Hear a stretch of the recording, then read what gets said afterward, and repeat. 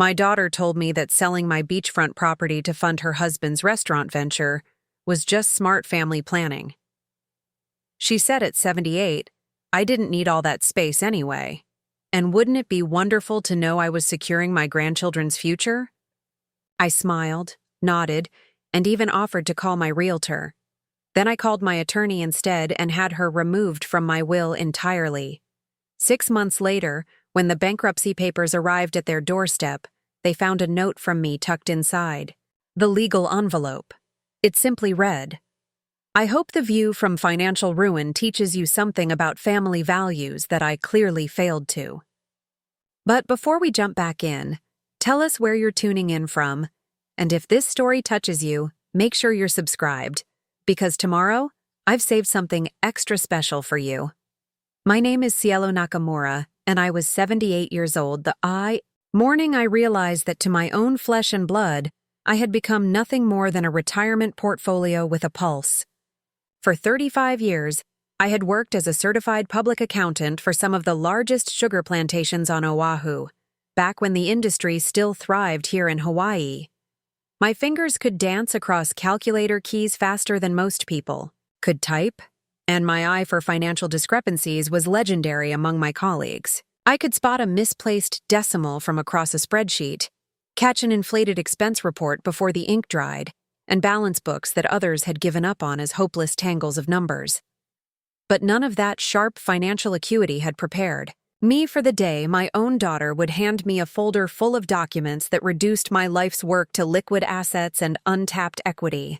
I lived alone in a 3-bedroom house on the North Shore, where the trade winds carried the scent of plumeria through my kitchen windows, and the sound of waves breaking against the reef served as my nightly lullaby. My late husband, Keone, and I had bought the property in 1972 when it was still affordable for working locals, back when you could raise a family on one plantation salary and dream of leaving something meaningful to your children. The house sat on nearly an acre, with a view of the Pacific that stretched to the horizon in 3 directions. Keone had planted mango trees along the property line, and I had added a vegetable garden where I grew everything from cherry tomatoes to Chinese long beans. The property had appreciated beyond anything we could have imagined when we were young. What we paid for our slice of paradise in the 70s was now worth more than most people earned in a decade. But it wasn't the money that made it valuable to me. It was the memory of Keone teaching our daughter Maya to body surf in the shore break just beyond our lanai. It was the sound of her laughter echoing off the water as she rode wave after wave toward the sand, her dark hair streaming behind her like silk. Maya was 45 now, married to a mainland transplant named Derek, who had arrived in Hawaii 5 years earlier with big dreams and small understanding of island life. Derek was the kind of man who called everything epic and wore board shorts to places that required real pants. He had convinced Maya that they needed to open an upscale fusion restaurant in Honolulu, the kind of place that would serve $15 small plates to tourists who wanted to feel cultured while they Instagrammed their vacation. The problem was that Derek's business sense matched his understanding of local culture, which is to say, it was almost non-existent. He had blown through their savings on a failed food truck venture the year before, something involving Korean-Mexican fusion that lasted exactly 3 months before the health department shut it down for reasons I preferred not to think about. During meals, Maya visited every Sunday, just like she had since she was a teenager bringing her laundry home from college. But these visits had evolved into something that felt more like business meetings than family time. She would arrive with her laptop bag and a folder of papers, settling into my kitchen table like she was claiming territory.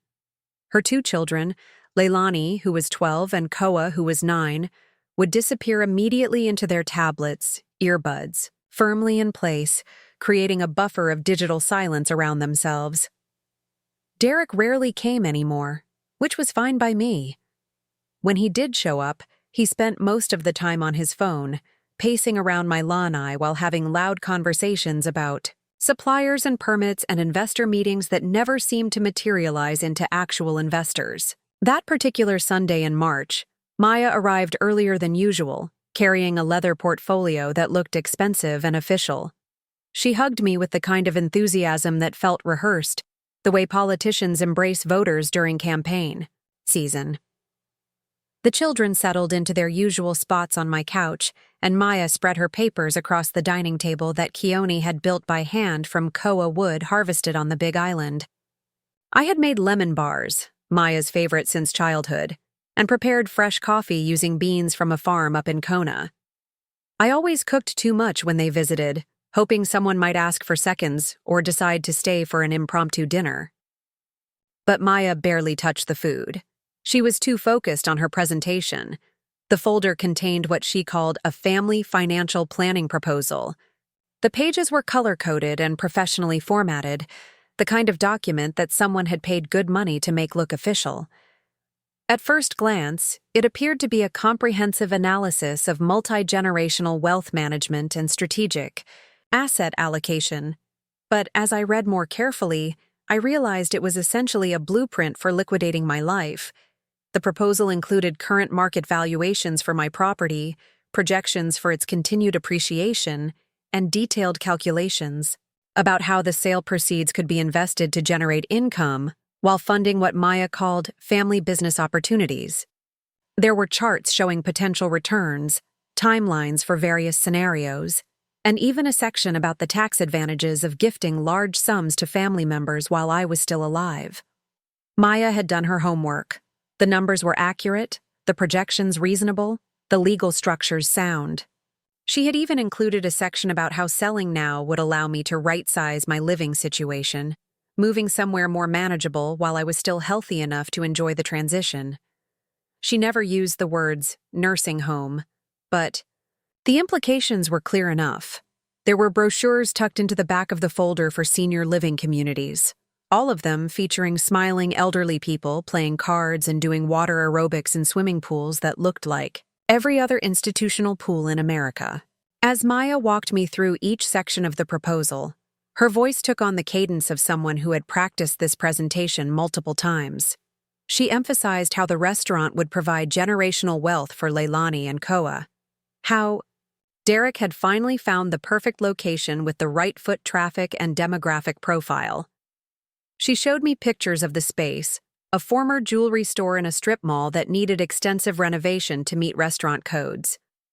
The total startup cost was staggering, nearly 3/4 of what my property was worth, but Maya assured me that the returns would be substantial, that Derek had learned from his previous mistakes, that this time everything would be different.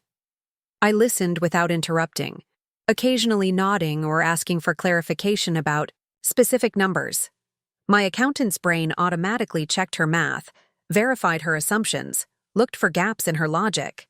Preparing and narrating this story took us a lot of time, so if you are enjoying it, subscribe to our channel. It means a lot to us. Now back to the story.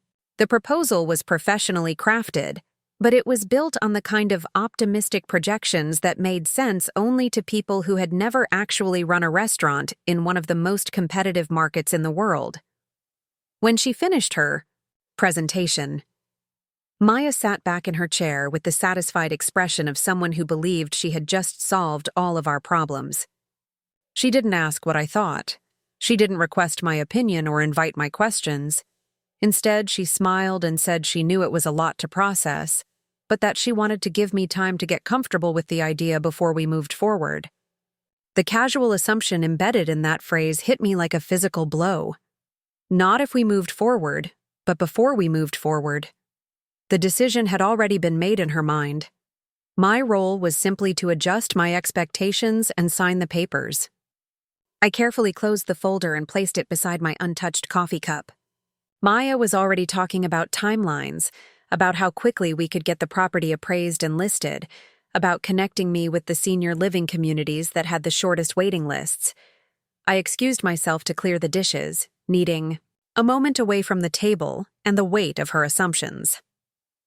In the kitchen, I stood at the sink where I had washed thousands of plates over the decades, where I had helped Maya with homework and listened to her teenage heartbreaks and celebrated her college graduation. The view through the window showed the mango trees Keone had planted, their branches heavy with fruit that would ripen in a few more weeks. For the first time in years, I felt like a stranger in my own home. Not because anything had changed about the house or the view or the trade winds that had blown across this land for centuries before I arrived, but because I suddenly understood that to the person I had raised and loved and sacrificed for, I had become an obstacle to overcome rather than a mother to cherish. When I returned to the dining room, Maya was showing the children pictures of the restaurant space on her phone. They looked up long enough to nod politely before returning to their screens. Maya gathered her papers and kissed my cheek, promising to call during the week to discuss next steps. After they left, I sat alone at the koa table, surrounded by the silence that had become my most reliable companion. The lemon bars remained untouched, except for the single piece I had cut for myself. I wrapped the rest in foil and placed them in the refrigerator next to the leftover mac salad and plate lunch that would probably spoil before I could finish them. That night, I took out the metal filing cabinet where I kept my important documents and began to review everything Maya didn't know existed. Bank statements from accounts she had never seen. Investment portfolios managed by firms in Honolulu where I was known by name, not just account number. Insurance policies with beneficiaries that could be changed with a single phone call. The property deed that listed only my name, acquired years before Hawaii became a community property state. A safety deposit box in Kailua that contained more than just family jewelry and old photographs. A small trust fund I had established years earlier, designed to provide for my grandchildren's education, but structured in a way that their parents could never access for any other purpose. Maya had inherited her father's gentle nature and generous heart, but she had never developed his respect for other people's boundaries.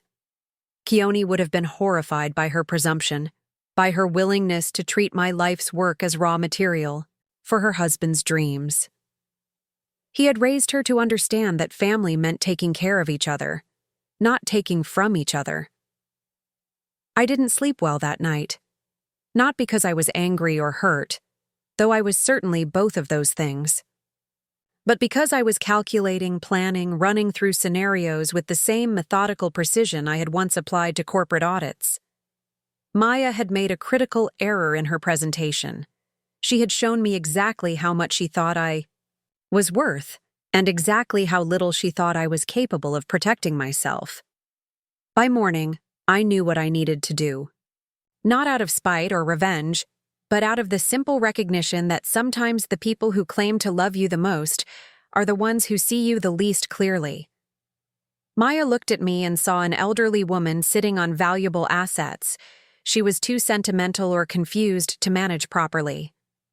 She never considered that I might be an elderly woman who had spent 3.5 decades managing other people's money and had learned a few things about protecting wealth from people who felt entitled to it. The first call I made was to Patricia Watanabe, an estate planning attorney whose office overlooked Honolulu Harbor. Patricia and I had worked together years earlier when I was handling the books for a family trust that owned several hotels in Waikiki. She remembered me, which was a good sign. She also remembered my reputation for thoroughness, which was an even better sign. I made an appointment for the following Thursday, telling her only that I needed to review and update my estate planning documents. Nothing urgent, nothing dramatic, just a routine consultation to make sure everything was still structured the way I wanted it to be. The second call was to my bank, where I scheduled a meeting with the branch manager to discuss my investment portfolio and explore options for additional asset protection strategies. Again, nothing that would raise red flags or trigger automatic notifications to anyone else on my accounts. The third call was to a real estate appraiser I had known for years, someone who could give me a current market evaluation of my property that was independent of any agenda Maya might have been pursuing. I didn't cancel Maya's usual Sunday visit. I didn't mention the phone calls I had made or the appointments I had scheduled. When she arrived the following week, I served fresh malasadas and listened patiently while she provided updates on Derek's progress with permits and contractors. She had even brought a revised timeline showing how quickly we could complete the say. property sale if we moved efficiently. I asked a few questions about the restaurant's business plan, requesting details about their target customer base and projected profit margins. Maya answered with the kind of vague optimism that suggested Derek hadn't actually worked through those details yet.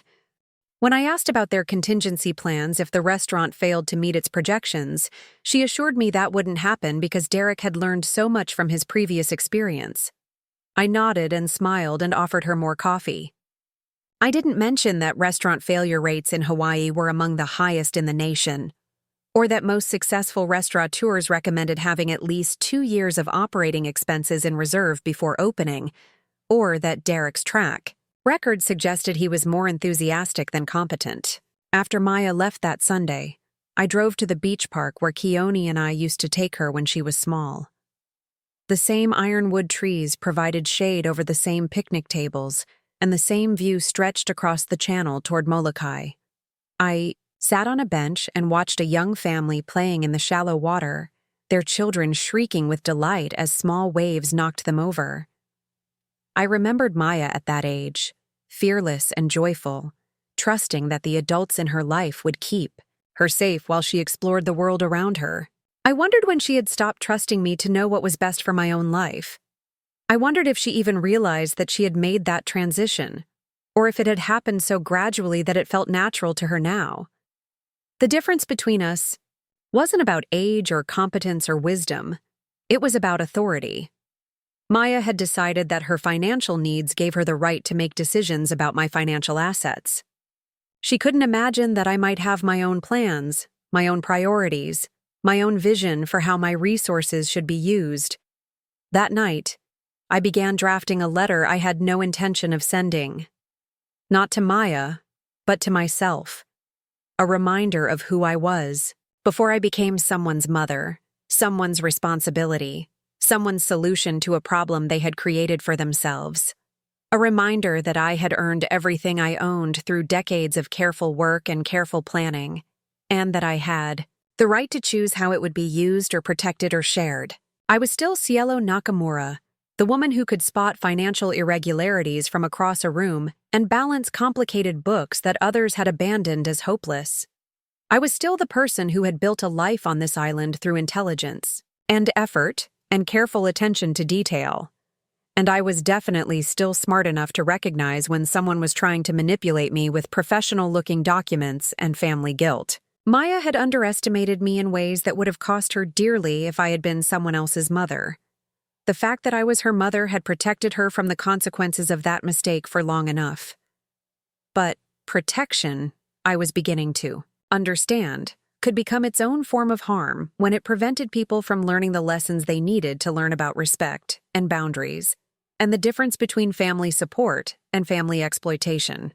The appointments I had scheduled would begin the following week. By the time Maya realized what was happening, the landscape she thought she understood would have changed completely.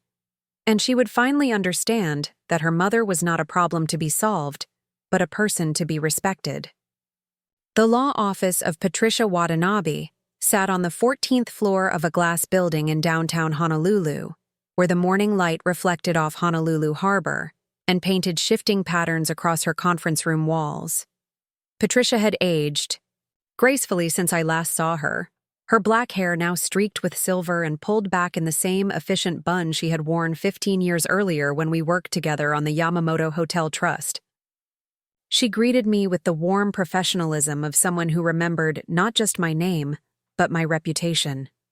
Patricia was one of the few attorneys in Hawaii who specialized in protecting assets from family members who felt entitled to them, a specialty that had become increasingly necessary as property values skyrocketed and multi-generational families found themselves sitting on wealth they had never expected to possess. I had brought copies of all my current estate planning documents, financial statements, and property records. Patricia reviewed them methodically, occasionally making notes or asking for clarification about specific accounts or investments. When she finished, she sat back in her chair and studied me with the direct gaze of someone who had heard every possible family financial drama. "What exactly are you concerned about, Cielo?" she asked, though her tone suggested she already suspected the answer. I told her about Maya's presentation, about the folder full of projections and assumptions, about the casual way my daughter had discussed liquidating my life's work to fund her husband's questionable business venture. I explained that I wasn't interested in being vindictive or punitive, but that I needed to protect myself from decisions being made about my property without my genuine consent. Patricia listened without interrupting, occasionally nodding in recognition. When I finished, she was quiet for a long moment before speaking. "How much does Maya know about your actual financial situation?" she asked. "Less than she thinks," I replied. "She knows about the house and my primary checking account. She was added as a secondary contact on some accounts years ago when her father was sick, but she doesn't have access to everything." Patricia made more notes. "And she's never been involved in managing your investments or estate planning?" "Never. She's always been more interested in spending money than understanding where it comes from." That was harsh, but accurate. Maya had inherited many wonderful qualities from her father, but financial discipline wasn't one of them. Even as a child, she had struggled with the concept of saving for things she wanted. As an adult, she had repeatedly asked for loans that became gifts when repayment proved inconvenient. Her marriage to Derek had only amplified these tendencies. Patricia outlined several strategies for protecting my assets while maintaining my control over how they would eventually be distributed. We could restructure my holdings using trusts that would be irrevocable, meaning that no one could pressure me to change them later. We could establish clear legal barriers that would prevent my property from being sold without multiple layers of approval. We could create provisions that would automatically redistribute my wealth if anyone attempted to challenge my decisions through legal action. Most importantly, Patricia explained, we could remove Maya's secondary access to my accounts and replace her with professional fiduciaries who had no personal interest in my financial decisions. This would eliminate any possibility of emotional manipulation or family pressure influencing how my assets were managed. The process would take several weeks to complete, and it would require precise coordination to ensure that nothing was overlooked or left vulnerable to challenge. Patricia recommended involving a team of specialists, including a tax attorney, a trust administrator, and a certified financial planner who worked exclusively with high-net-worth clients seeking asset protection. I agreed to all of it. The fees would be substantial, but they represented a fraction of what I stood to lose if I allowed Maya's plans to proceed. More importantly, the cost of protecting myself was far less than the cost of losing my autonomy to people who believed they knew what was best for me. As we wrapped up the meeting, Patricia asked one final question that caught me off guard. "Have you considered what you'll do if Maya discovers what you're doing before we finish implementing these protections?" I hadn't considered that possibility, actually. I had been so focused on the mechanics of asset protection that I hadn't thought through the potential family consequences of my actions. But Patricia's question forced me to confront an uncomfortable truth. I was about to declare financial war on my own daughter, and she had no idea it was coming. "She'll be angry," I said finally. "Probably," Patricia agreed.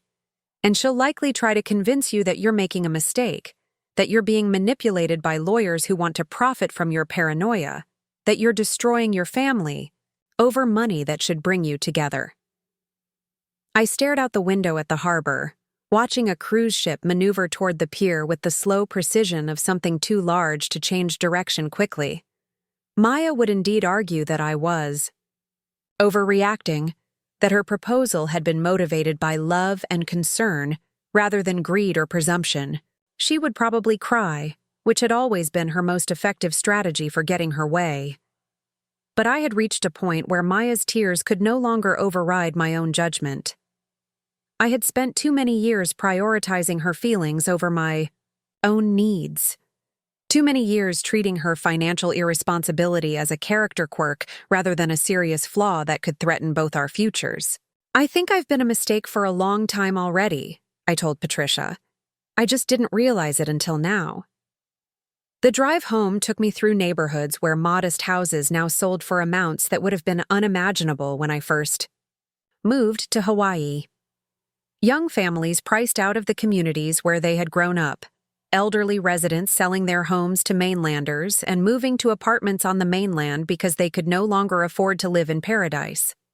I had been lucky enough to buy my property before the speculation and investment funds discovered Hawaii real estate. But that luck had also made me a target for people who saw my wealth as an underutilized resource rather than the result of decades of careful planning and disciplined saving. Maya wasn't trying to steal from me exactly. In her mind, she was trying to help me make better use of assets that I was too old or too sentimental to manage effectively. She genuinely believed that selling my house and investing the proceeds in Derek's restaurant would benefit everyone involved. She couldn't understand that I might have different priorities, different values, different ideas about what constituted a wise investment. The problem was that Maya's vision of wise investing had consistently proven to be wrong. She had encouraged me to help Derek with his food truck venture, assuring me that his previous restaurant experience made him a safe bet. She had suggested that I loan them money for a down payment on a larger house in a better school district, promising that the improved property values would make it easy to repay me. She had asked me to co-sign for various business loans and credit cards, always, with detailed explanations about how the temporary assistance would lead to long-term financial independence. None of these ventures had worked out as promised. The food truck failed within months. The larger house had been foreclosed on when Derek's subsequent business failed, and they couldn't make the mortgage payments. The business loans and credit cards had been defaulted on, leaving me responsible for payments that continued for years after the businesses had closed. Each time, Maya had appeared genuinely surprised by the failure and genuinely apologetic about the consequences for me. She never seemed to learn from these experiences or to recognize the pattern they represented. In her mind, each failure was an isolated incident caused by bad luck or unfair circumstances, rather than evidence that Derek's business judgment was fundamentally flawed. Now she was asking me to risk everything I had built over 7 decades on the belief that this time would be different, that Derek had learned from his mistakes, that the restaurant industry would be more forgiving than his previous ventures, that I should trust their optimistic projections over my own knowledge of how businesses actually succeed or fail. The answer was simple. I wouldn't do it. Not because I didn't love Maya or want her to succeed, but because love didn't require me to enable her husband's delusions or to sacrifice my own security for their dreams. When I arrived home that afternoon, I found Derek sitting on my lanai, talking loudly into his phone while gesturing at my mango trees as if they were somehow relevant to his conversation. Maya's car was in the driveway, which meant she was inside the house without having asked permission to enter. I found her in my kitchen, going through my mail and organizing it into stacks on the counter.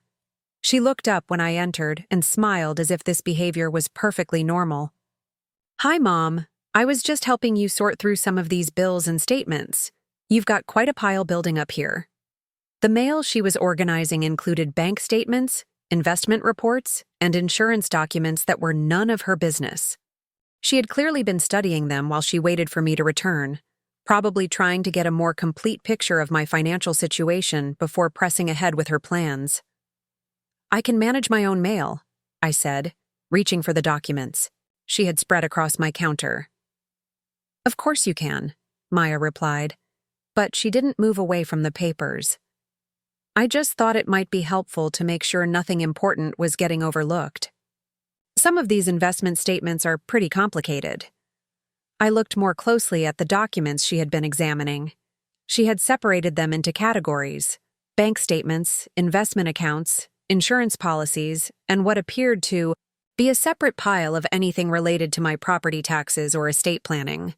It was the kind of systematic review that suggested she had been there for quite a while and had approached my personal business with the thoroughness of an accountant conducting an audit. "Where are the children?" I asked. "Derek took them to the beach. They'll be back in a few hours." which meant Maya had deliberately arranged to have private time in my house, time to go through my papers without witnesses or interruptions. The calculation involved in that planning was more disturbing than the invasion of privacy itself. This wasn't a casual overreach by someone who meant well. This was reconnaissance. "I think you should leave," I said quietly. Maya looked genuinely surprised. "What? Why? I was just trying to help." "You were going through my private papers without permission. That's not helping, that's snooping." "Mom, don't be ridiculous. I'm your daughter. I care about you. I was just making sure everything was organized properly." The casual dismissal of my objection was exactly what I had expected, but it still stung. In Maya's world, being family meant having unlimited access to my life and unlimited authority to decide what was best for me. My preferences, my privacy, my autonomy were all secondary to her good intentions. "I don't need you to organize my papers," I said. "I need you to respect my boundaries." Maya's expression shifted from surprise to hurt to something that looked like anger. "Boundaries? Mom, I'm trying to help you plan for your future. I'm trying to make sure you're taken care of. And you're treating me like I'm some kind of criminal. You're treating me like I'm some kind of incompetent child who can't manage her own affairs. That's not fair. I've never said anything like that." "You don't have to say it. Your actions say it for you." Maya gathered up the papers and placed them in a neat stack, but I could see her hands shaking slightly. She was angry, probably angrier than she had been since she was a teenager being denied something she wanted. "Fine," she said. "I'll leave. But I think you're making a mistake. I think you're pushing away the people who care about you because you're scared of change." "Maybe I am scared of change," I replied. "But I'm more scared of people who think they have the right to make changes. For me." After Maya left, I went through every document she had been examining, looking for signs that she might have photographed pages or copied account numbers. I couldn't find any evidence of that, but the violation of trust was complete nonetheless. She had crossed a line that couldn't be uncrossed, had demonstrated a level of entitlement that made any future financial discussions impossible.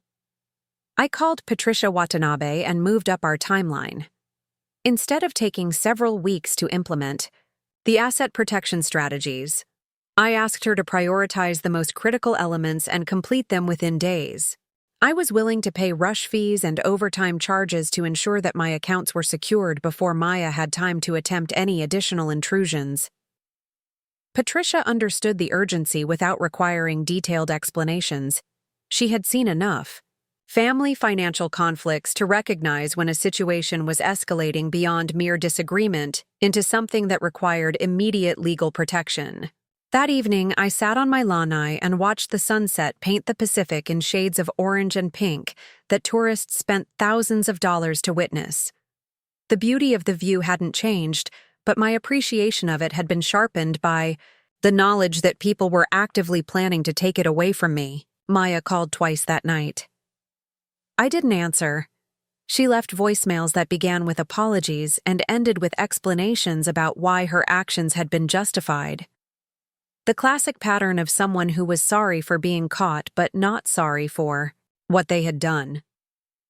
The third voicemail was from Derek, who had apparently been recruited to smooth things over. His message was all surface charm and casual dismissal, suggesting that family disagreements were normal and that everyone just needed to take a step back and remember what was really important. What was really important, according to Derek, was maintaining family unity while moving forward with plans that would benefit everyone involved. He used phrases like win-win situation and generational wealth building that sounded like they came from business seminars rather than genuine concern for my well-being. I deleted all the messages without returning the calls. There was nothing left to discuss. Maya had shown me exactly how she saw our relationship, and I had decided to respond accordingly. Not with anger or hurt feelings, but with the cold precision I had once applied to corporate financial protection strategies. By morning, I had made additional decisions about how to handle the escalating situation. I would change the locks on my house and install a security system that would alert me if anyone attempted to enter without permission. I would revoke Maya's access to my property and establish clear legal boundaries about what constituted trespassing. I would also begin implementing the more aggressive asset protection strategies that Patricia had mentioned, the ones designed to permanently prevent my wealth from being accessed by family members who felt entitled to it. These measures would be irreversible, which meant I needed to be absolutely certain about my decision before proceeding. But as I sat in my kitchen that morning, drinking coffee and watching the sunrise illuminate the mango trees that Keone had planted with his own hands, I felt no uncertainty at all. Just a clear, steady determination to protect what I had built and to maintain control over how it would be used. Maya had forced my hand by attempting to make financial decisions for me without my genuine consent. Now she would discover what happened when someone with my background and resources decided to make financial decisions without her knowledge or approval. The difference was that my decisions would be legal, final, and completely beyond her ability to challenge or undo. Maya had started a game she didn't understand with an opponent whose capabilities she had consistently underestimated. That was her mistake, not mine. And it was a mistake that would cost her more than she could possibly imagine. The first sign that something had shifted came 3 weeks later, when Maya arrived for what she clearly expected to be our regular Sunday visit, only to find that the locks had been changed and her key no longer worked. I watched through the window as she stood on my front porch, trying her key repeatedly, her expression moving from confusion to disbelief to something approaching panic. She knocked on the door with increasing urgency, calling my name in a voice that carried across the yard loud enough for the neighbors to hear. When I finally answered, I spoke to her through the door without opening it. "What do you need, Maya?" "Mom, what's going on? Why doesn't my key work? Are you okay?" "I'm fine. I had the locks changed for security reasons." "Security reasons?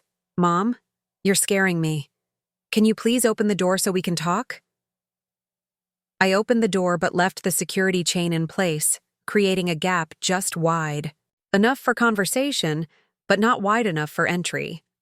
Maya looked genuinely distressed, her usually perfect makeup smudged and her hair disheveled as if she had been running her hands through it during the drive over. "I don't understand what's happening," she said.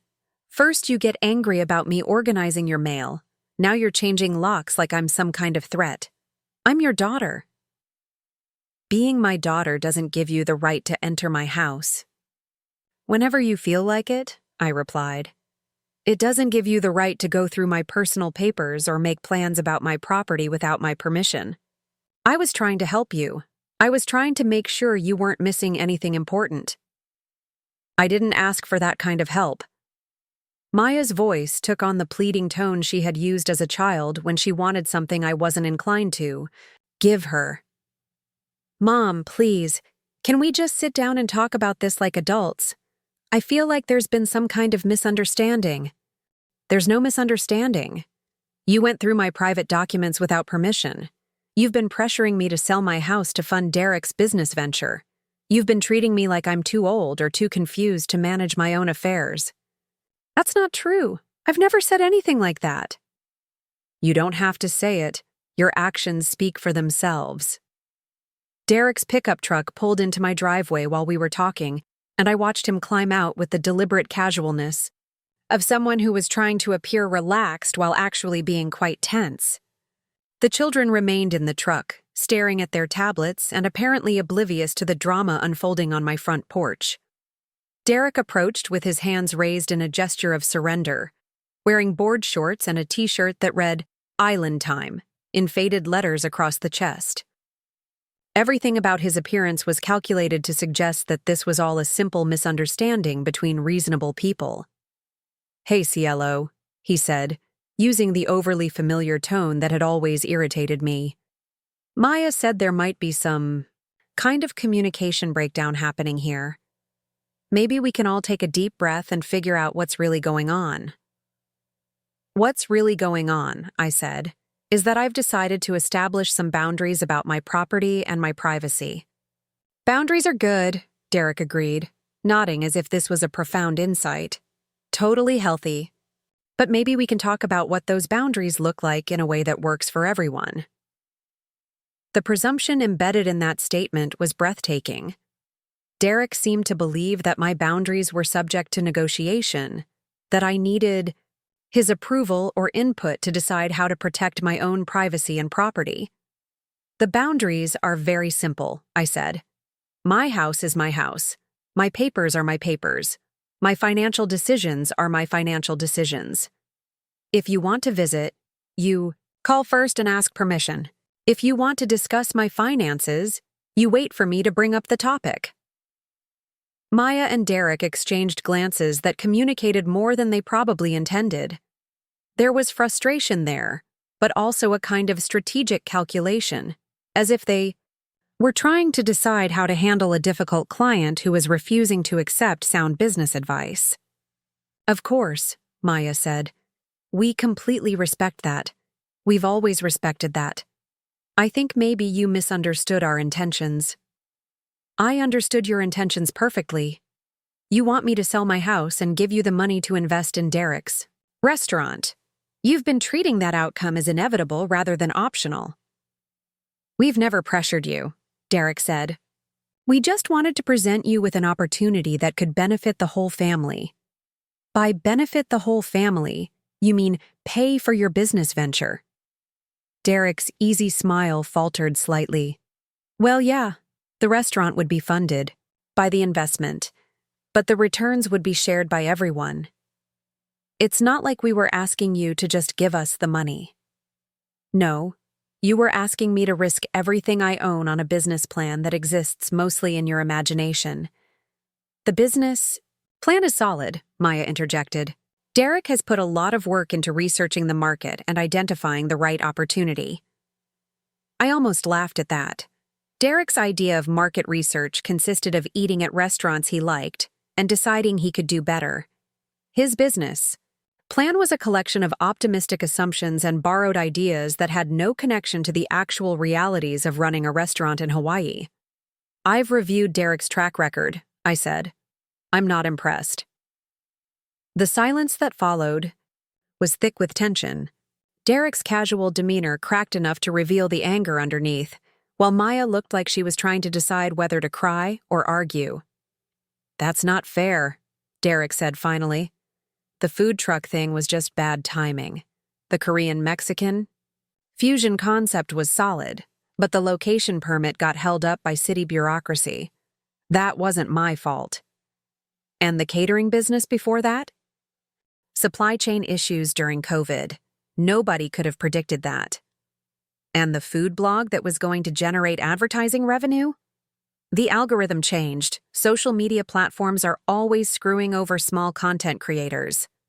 Derek had an excuse for every failure, an external explanation for every setback that conveniently absolved him of responsibility for the outcomes. In his mind, he was a visionary entrepreneur held back by circumstances beyond his control rather than someone who consistently overestimated his abilities and underestimated the challenges of running a business. Maya had apparently decided to try a different approach. She moved closer to the door and lowered her voice to the intimate tone she had used as a child when she wanted to share secrets. Mom, I'm worried about you. You're acting so differently lately, so suspicious and angry. This isn't like you. Maybe you don't know me as well as you think you do. I know you well enough to recognize when something's wrong. Are you feeling okay? Have you been taking your medications? The suggestion that my resistance to their plans was evidence of mental decline was so insulting that it took me a moment to formulate a response. Maya had moved seamlessly from emotional manipulation to medical gaslighting, implying that any woman my age who refused to cooperate with her family's financial goals must be suffering from cognitive impairment. My mind is perfectly clear, I said. Clear enough to recognize manipulation when I see it. Nobody's trying to manipulate you, Derek said. We're trying to help you make the best decisions for your future. My future is my responsibility, not yours. But we're family, Maya said. We're supposed to look out for each other. Looking out for each other doesn't mean making financial decisions for each other. The conversation was going in circles, with Maya and Derek repeatedly trying to reframe their demands as expressions of love and concern, while I insisted on treating them as what they actually were: attempts to gain control over my assets for their own benefit. Finally, Derek seemed to lose patience with the diplomatic approach. His voice took on a harder edge, and his posture shifted from casual to confrontational. Look, Cielo, I get that change is scary at your age, but you're not being rational about this. You're sitting on a piece of property that's worth more money than most people see in a lifetime, and you're not doing anything productive with it. Maya's just trying to help you see that there are better options than letting all that equity sit there earning nothing. My property is earning plenty, I said. It's providing me with a place to live and a sense of security. Those are valuable returns that don't show up on a balance sheet. But you could have all of that plus a steady income stream if you just let us help you make the transition. The senior living communities Maya showed you are really nice. You'd have other people your age to socialize with, activities to keep you busy, medical care right on site. It could be a really positive change. Derek was describing my future as if it were a done deal, as if my resistance was just a temporary obstacle to be overcome rather than a permanent position to be respected. In his mind, the question wasn't whether I would sell my house and move to a managed care facility, but how quickly that transition could be accomplished. I'm not moving anywhere, I said. I'm not selling my house. I'm not funding your restaurant. Those decisions are final. Nothing has to be final, Maya said quickly. We can take our time and explore all the options. Maybe there's a compromise that works for everyone. The compromise is that you accept my decisions and stop trying to change them. Maya and Derek exchanged another look, and I could see them recalibrating their strategy. They had expected resistance, but they hadn't expected the kind of firm, well-considered refusal that left no room for negotiation or manipulation. Okay, Maya said finally. We hear you. We'll back off and give you some space to think about things. There's nothing to think about. My mind is made up. But maybe in a few weeks, when emotions aren't running so high, we can revisit the conversation with fresh perspectives. Maya was still treating my refusal as temporary, still believing that time and persistence would eventually wear down my resistance.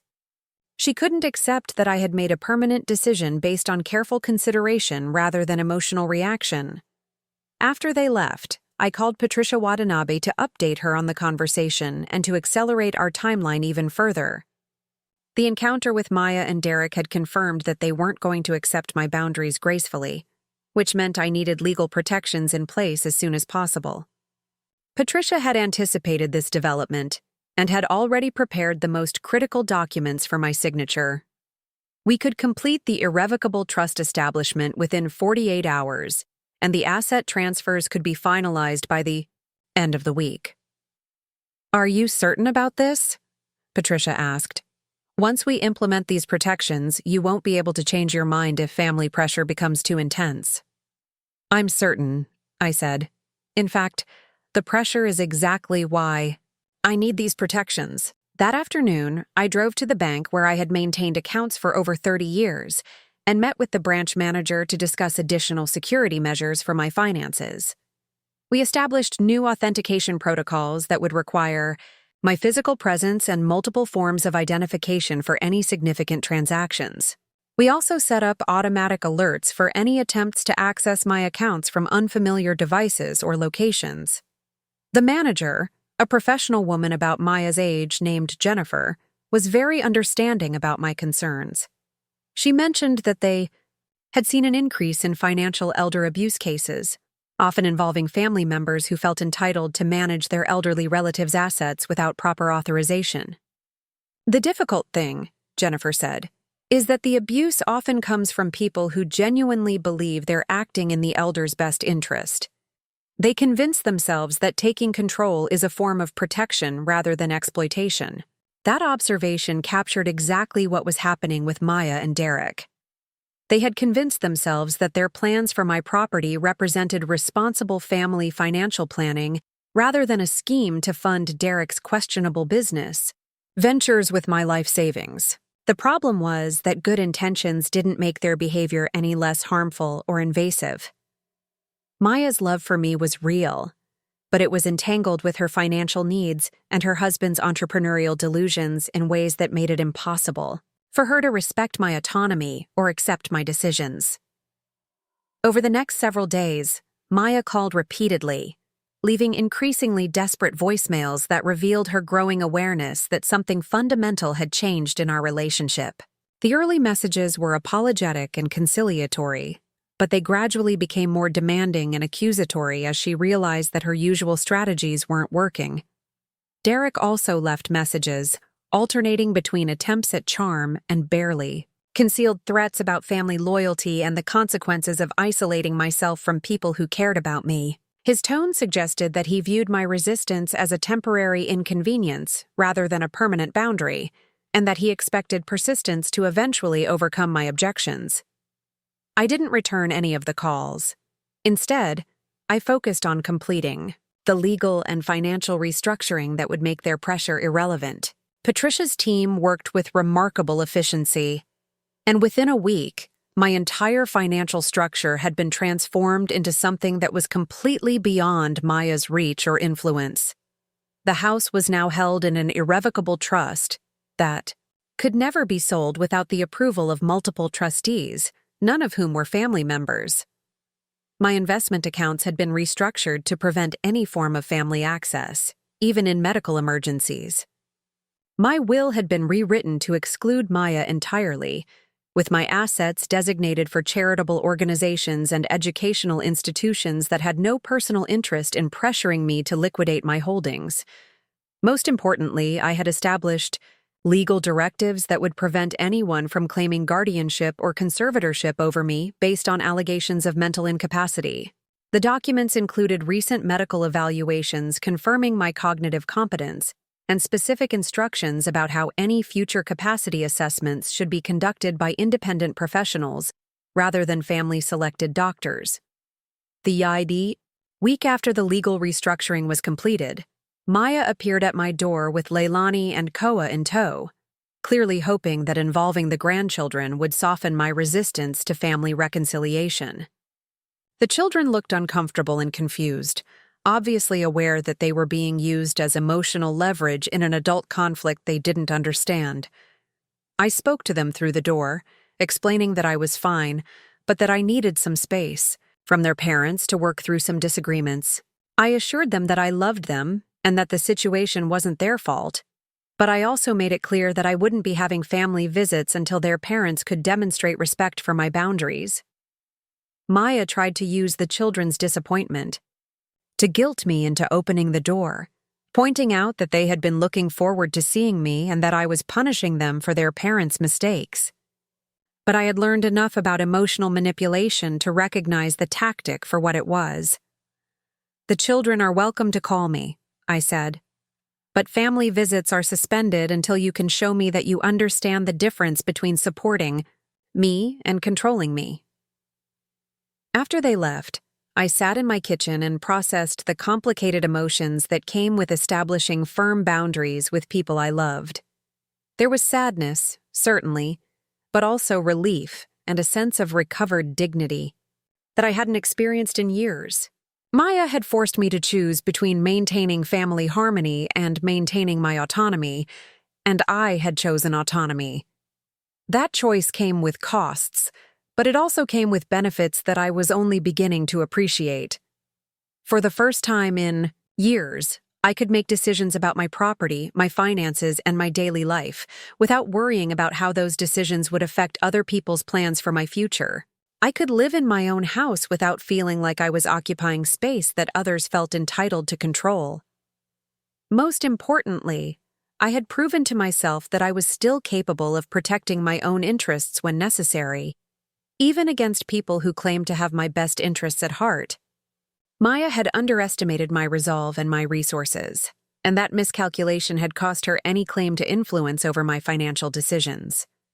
The legal documents that now governed my assets were more than just protection against family pressure.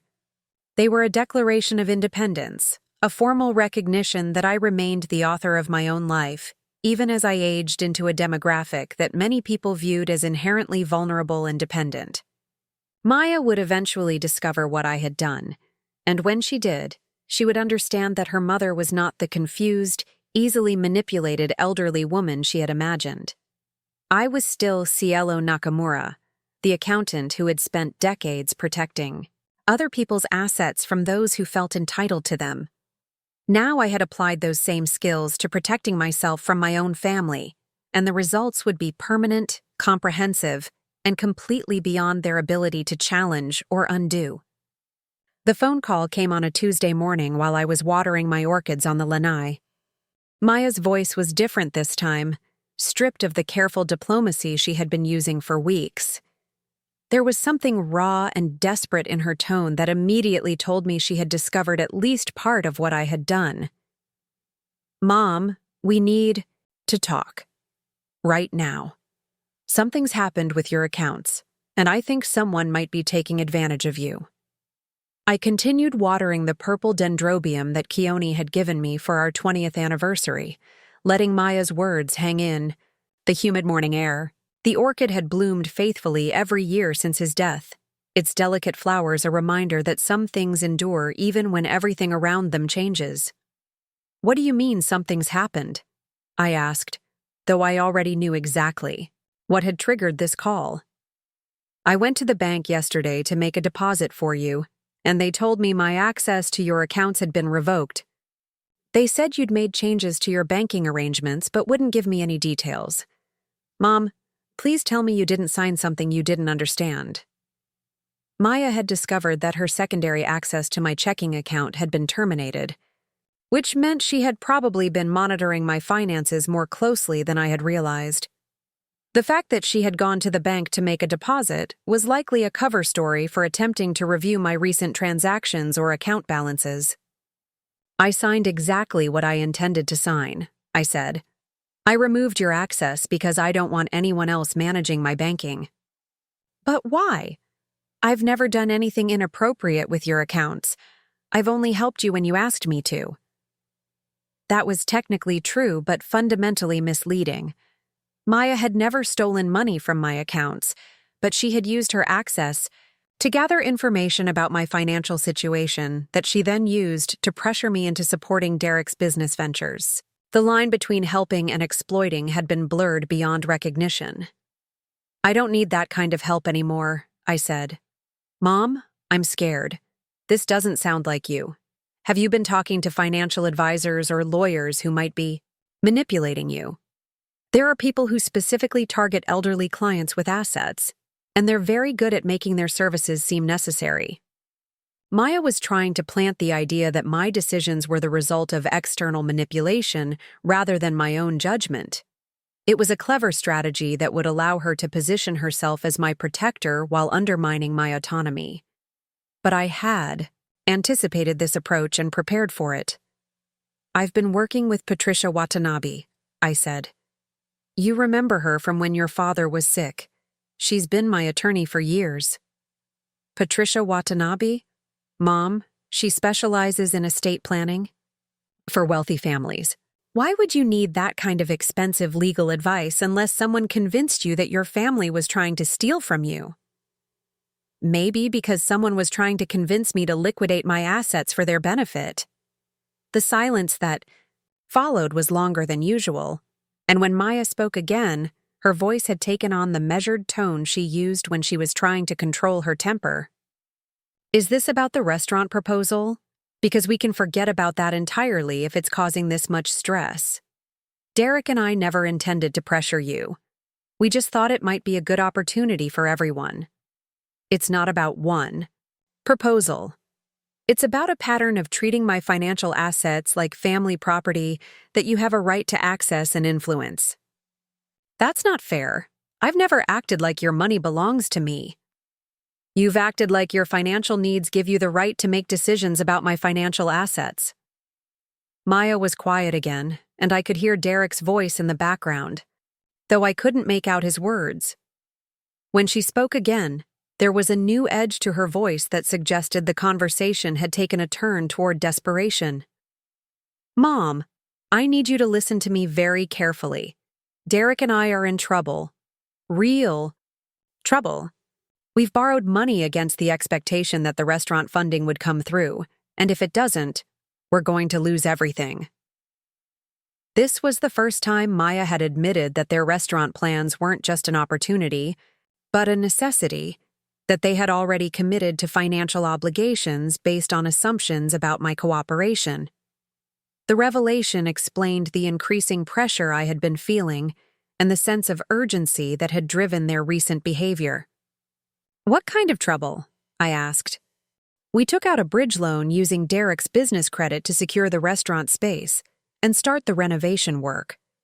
The loan terms require us to provide proof of permanent financing within 60 days, or the entire amount becomes due immediately. How much money are we talking about? $250,000. The number hit me like a physical blow. Maya and Derek had borrowed $250,000 based on their assumption that I would eventually agree to fund Derek's restaurant venture. They had essentially gambled with money they didn't have on the belief that family pressure would eventually overcome my resistance to their plans. You borrowed money you can't repay based on the assumption that I would sell my house to bail. You out? We thought you understood that we were serious about the restaurant. We thought you were just taking time to get comfortable with the idea.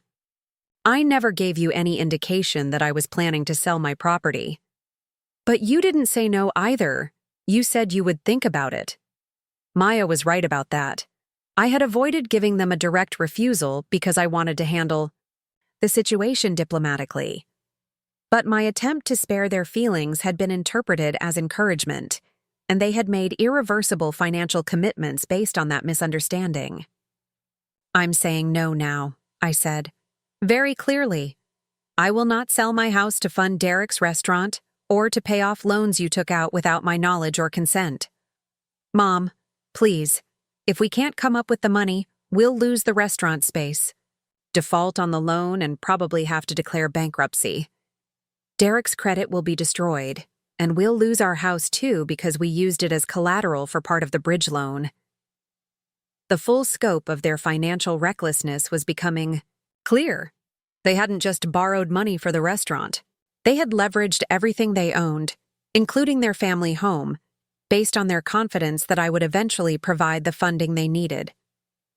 That sounds like a series of very poor financial decisions, I said. They were calculated. Risks based on a solid business plan and family support that we thought we could count on.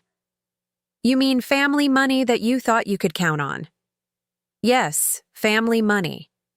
Money that's just sitting in your accounts earning minimal interest, while we're trying to build something that could provide security for all of us, including Leilani and Koa. Maya was falling back on the generational wealth argument, framing their restaurant venture as an investment in the children's future, rather than a scheme to fund Derek's entrepreneurial fantasies with my life savings. But the children's welfare had never been a genuine consideration in their planning. If it had been, Maya and Derek wouldn't have risked the family home on a business venture with such a high probability of failure. The children's security doesn't depend on Derek's restaurant succeeding, I said. It depends on responsible adults making sound financial decisions. We are being responsible. We're trying to create opportunities instead of just sitting on inherited wealth. You haven't inherited anything yet, and at this rate, you never will. The threat was implicit, but unmistakable. Maya's financial desperation had forced me to consider options I had hoped to avoid, including the complete disinheritance that Patricia had built into my restructured estate planning documents. What does that mean? Maya asked, though her tone suggested she already suspected the answer. It means that your assumptions about my estate planning might be as flawed as your assumptions about my willingness to fund Derek's business ventures. Mom, you can't be serious. You wouldn't really cut me out of your will because of a disagreement about money. I might cut you out of my will because you've demonstrated that you see me as a source of funding rather than a person deserving of respect and autonomy. Derek's voice in the background became more audible, and I could hear him urging Maya to put the call on speaker. When she did, his voice filled my kitchen with the kind of aggressive desperation that comes from someone who has run out of reasonable options. Cielo, let's cut through all this emotional stuff and talk about the practical realities here. You're sitting on assets worth well over $1 million that you're never going to use. Maya and the kids are your family, your legacy. It doesn't make sense to let pride or stubbornness destroy their future when you have the power to secure it. Their future isn't my responsibility.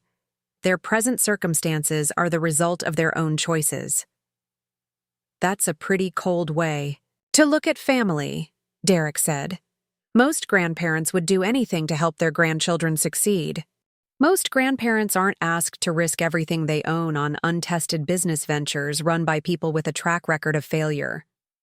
My track record isn't failure, it's learning. Every entrepreneur goes through setbacks before they find the right opportunity. Your setbacks have cost me money every time. Your learning has been expensive for everyone except you. Derek's voice took on a harder edge that revealed the anger he had been working to control. Fine. You want to be selfish with your money, that's your choice. But don't pretend this is about protecting yourself. This is about punishing Maya, because you don't like me. This is about protecting myself from people who think family relationships give them the right to make financial decisions for me. Nobody's making decisions for you. We're asking you to make a decision that benefits your family instead of just yourself. My decision is final. I will not fund your restaurant. I will not sell my house. I will not provide you with access to my assets for any business venture or loan repayment. The silence that followed was different from the earlier pauses in our conversation. This silence felt final, like the moment when a door closes and everyone realizes it won't be opened again. When Maya spoke, her voice was small and defeated. So that's it? You're just going to let us lose everything because you don't want to help us? You're going to lose everything because you borrowed money you couldn't repay based on assumptions about other people's assets. We're your family. Family doesn't give you the right to gamble with my life savings. After I hung up, I sat in my kitchen for a long time, processing the conversation and its implications. Maya and Derek were facing financial ruin because they had built their plans on the foundation of my assumed cooperation. Their desperation would likely intensify as their deadline approached, and their pressure tactics would probably become more aggressive. But I felt no obligation to rescue them from the consequences of their own poor judgment. Maya was a grown woman who had chosen to marry a man with questionable business sense and to enable his repeated failures by providing him with access to family resources. Derek was a grown man who had consistently overestimated his abilities and underestimated the challenges of entrepreneurship. Their current crisis was the predictable result of those patterns, not an emergency that required me to sacrifice my security for their mistakes. I called Patricia Watanabe to update her on the situation and to discuss additional protective measures that might be necessary as Maya and Derek's deadline approached. Patricia recommended that I document all future communications with them and consider obtaining a restraining order if their behavior became threatening or harassing. She also suggested that I prepare for the possibility that they might attempt to challenge my mental competency as a way of gaining legal control over my assets. Such challenges were common in family financial disputes, especially when elderly relatives refused to provide funding for adult children's business ventures. The good news, Patricia said, is that we've already documented your cognitive competence and established legal structures that would make any guardianship challenge extremely difficult to pursue successfully. But it's important that you're prepared for them to try. That afternoon, I drove to my favorite beach and walked along the shoreline, letting the rhythm of the waves calm my thoughts and restore my perspective. The Pacific stretched to the horizon in all directions, vast and unchanging, indifferent to the small human dramas that played out along its edges. Maya and Derek's financial crisis was not my crisis. Their poor decisions were not my responsibility. Their desperation was not my emergency. These truths felt harsh but necessary, like medicine that tastes bitter but provides healing. I had spent decades prioritizing other people's needs over my own judgment, and the result had been a gradual erosion of my autonomy and dignity. Maya's latest revelation had simply confirmed what I already knew, that treating family financial decisions as collective rather than individual had encouraged the very behavior I was now working to stop. The restaurant loan deadline was still weeks away, which meant Maya and Derek would likely continue their pressure campaign with increasing intensity. But I had already made my decision, implemented my protections, and prepared for their responses. Their financial future was now entirely in their own hands, which was exactly where it should have been from the beginning. The certified letter arrived on a Thursday morning, delivered by a postal worker who required my signature and photo identification before handing over the thick manila envelope. Inside were bankruptcy court documents, official notices printed, on legal letterhead that confirmed what I had been expecting for weeks. Maya and Derek had filed for Chapter 7 bankruptcy protection, listing debts that exceeded $400,000 when all their obligations were calculated together. The restaurant bridge loan, the second mortgage on their house, credit, cards, business loans, and a dozen other financial commitments that painted a picture of people who had been living far beyond their means for much longer than I had realized. Attached to the court documents was a handwritten note from Maya, her familiar script now shaky and desperate. She wrote that the bankruptcy was my fault, that I had abandoned my family when they needed me most, that Leilani and Koa would grow up knowing their grandmother had chosen money over love. I read the note twice, then placed it in my filing cabinet next to the folder labeled Financial Protection Documents. Maya's words stung, but they also confirmed that I had made the right decision. Even in the face of complete financial collapse, she was still trying to manipulate me through guilt and emotional blackmail rather than accepting responsibility for her own choices.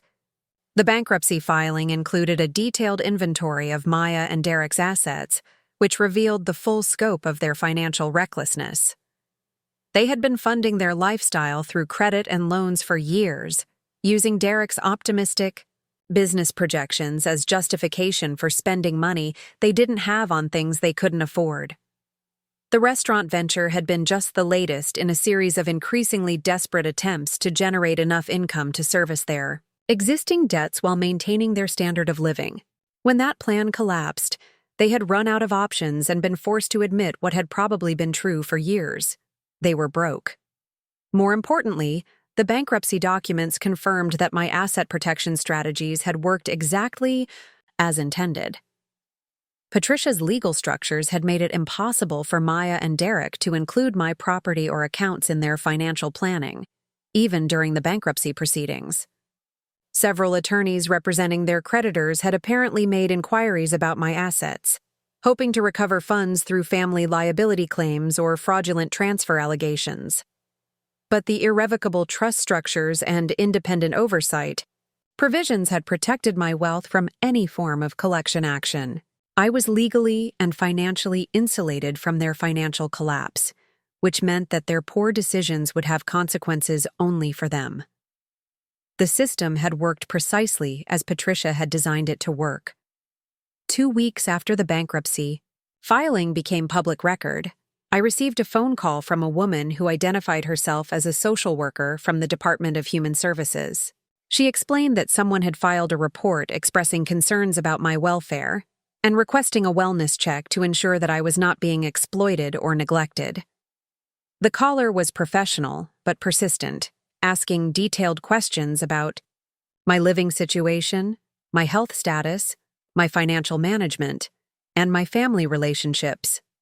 She mentioned that the person who filed the report had expressed concerns about my isolation from family members and suggested that I might be under the influence of unscrupulous advisors who were taking advantage of my age and vulnerability.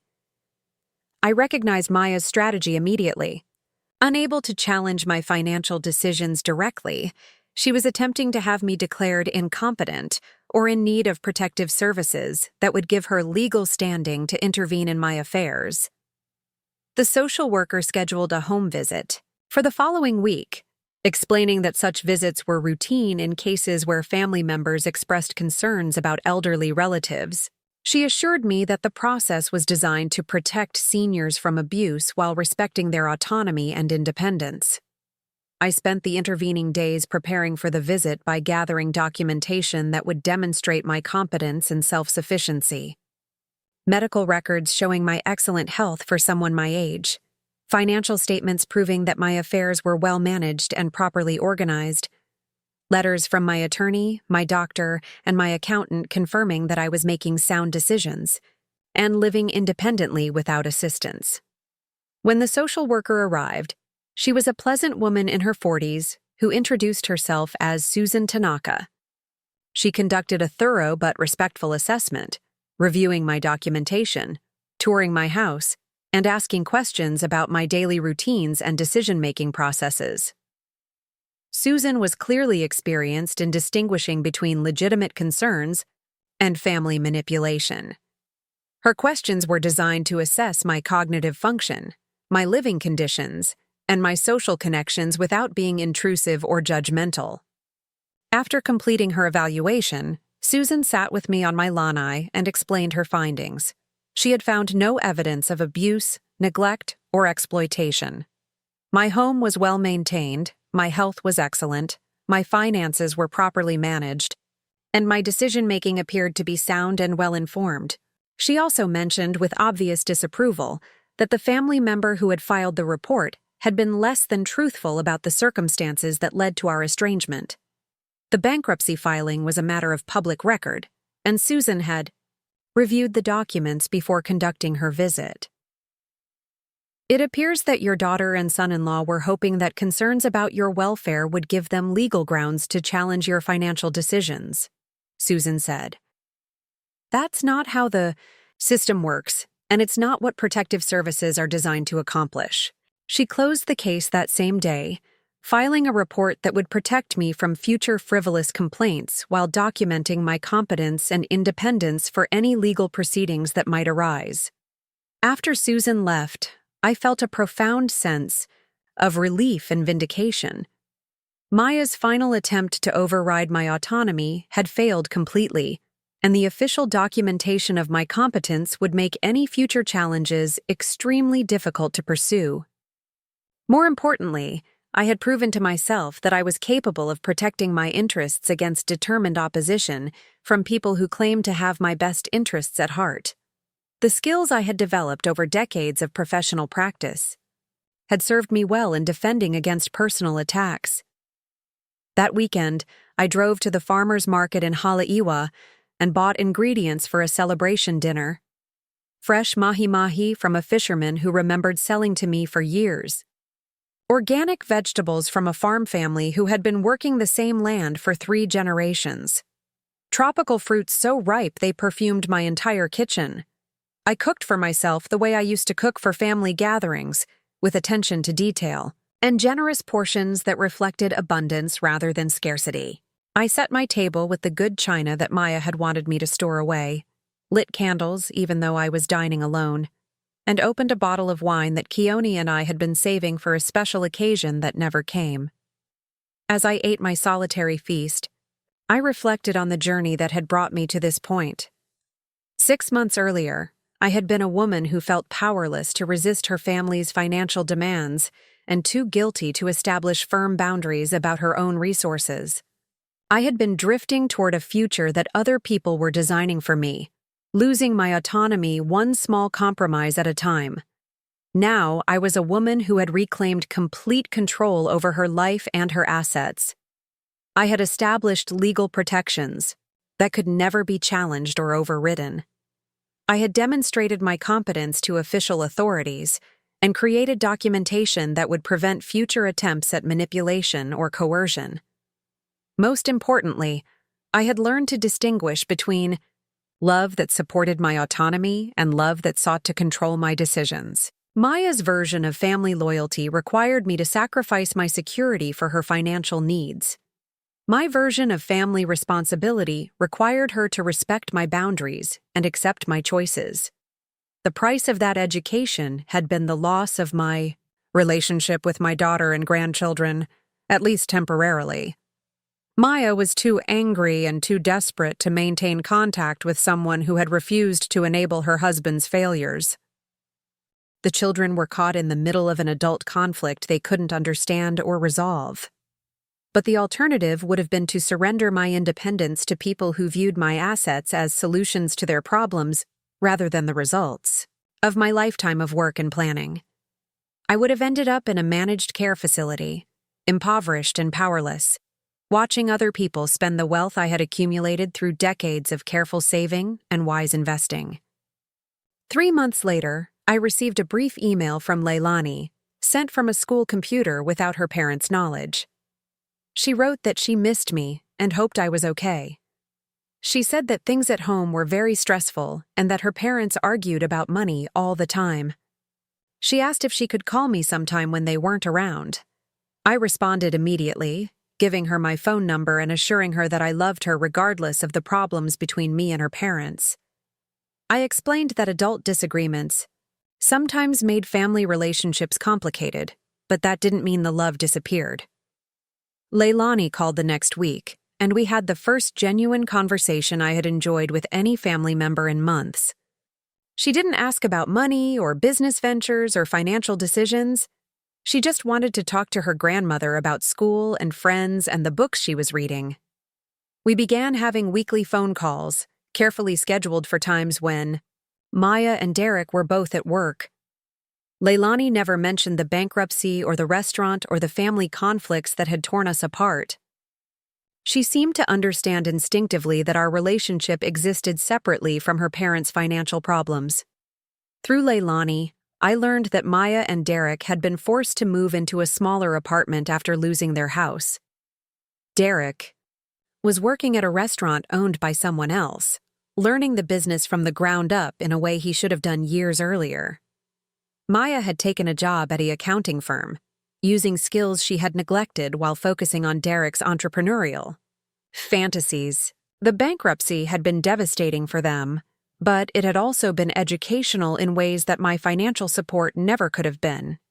They were finally learning to live within their means and to build their security through work rather than speculation.